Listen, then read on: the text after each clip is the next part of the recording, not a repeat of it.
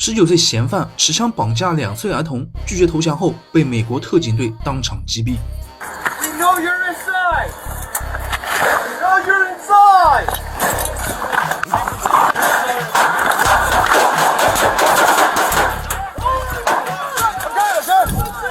2023年7月20日早上，美国新墨西哥州州警和阿尔伯克基警员联合出动，目标是抓捕坎波斯·埃曼纽尔·坎波斯。2023年时20岁，他不是什么街头小混混，而是个背着重罪通缉令的年轻人。犯罪记录包括致命武器袭击和一宗未公开细节的凶杀案有关。坎波斯的个人生活细节少得可怜，警方没提到他是否有家人或固定工作，只说他行踪不定。7月20日，侦探确认他在统领公寓出没。警员觉得坎波斯极度危险，而且可能持枪，于是决定叫 SWAT 特警队动手抓人。在警方准备动手时，一个女人突然哭着来到现场，说她2岁的自闭症儿子还在公寓，跟坎波斯一起。这个意外消息让抓捕变得极为艰难。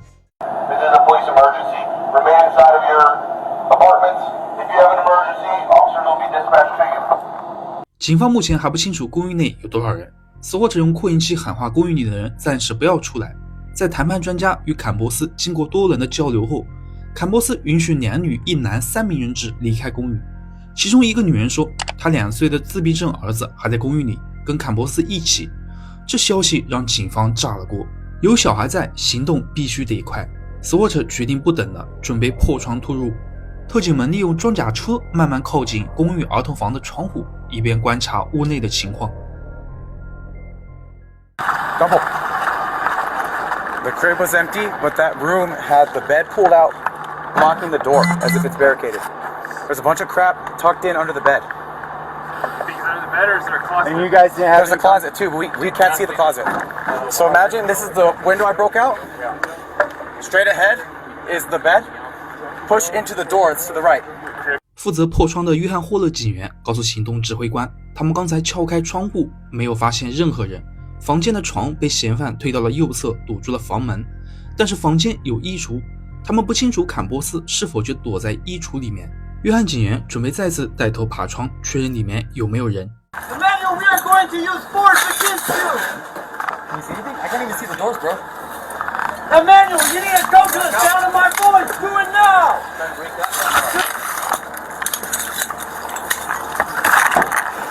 Force will be used against you, Emmanuel. Open up the closet door with nothing in your hands. Keep going, keep going, keep going. 警员用手里的铁棍不停地敲打着衣橱，不管坎波斯有没有藏在里面。如果警员想进入房子，必须得排除这个衣橱的风险。其他警员全副武装，负责火力掩护，防止突发险情。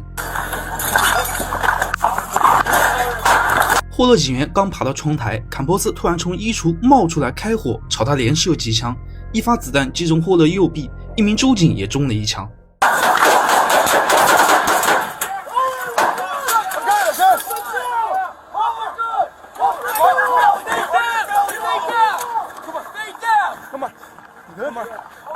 霍勒警员在右臂中弹后安全撤退，其他警员立刻为他实施紧急医疗。由于当时事发突然，我们现在通过另一位警员的视角看看当时的情况。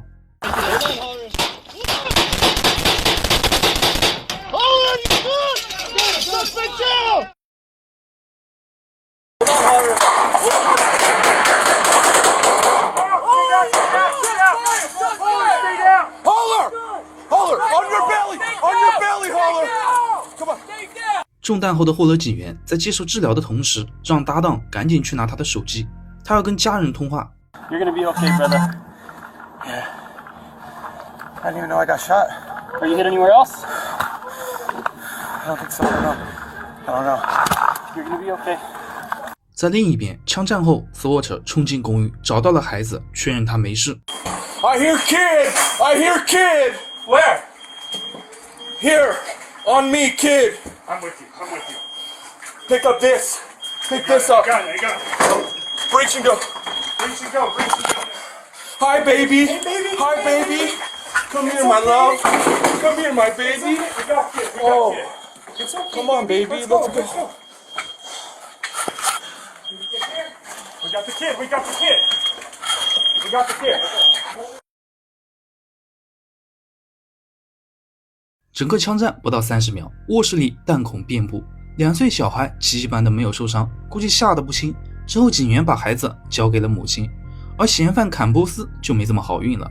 周警瞬间还击，开了15枪，坎波斯被多发子弹击中后当场倒下，他被拖出了公寓。警员也试图抢救他，但坎波斯因伤势太重凉了。所有开火警员喜提行政休假。事后警方封锁现场，收集弹壳、枪支。警方没公布坎波斯用的枪是哪来的，但估计跟他帮派背景有关。霍勒警员又被中枪，伤势不重，当晚就出院了。另一名州警也受伤，但细节不明。案件发生后，坎波斯的母亲在一场直播中说，她绝不相信自己善良的儿子会做出朝警员开火这种事。她还说自己的儿子待人友好，他的善良会照亮整个屋子。看来他儿子会变成这样，最大的原因就是有这位非常善良的母亲了。阿尔伯克基警局和州警的内部调查确认，坎波斯先开枪，警方的15枪是正当防卫，他们决定不起诉任何警员。那么本期的视频就到这里，感谢您的收看，我们下期视频再见。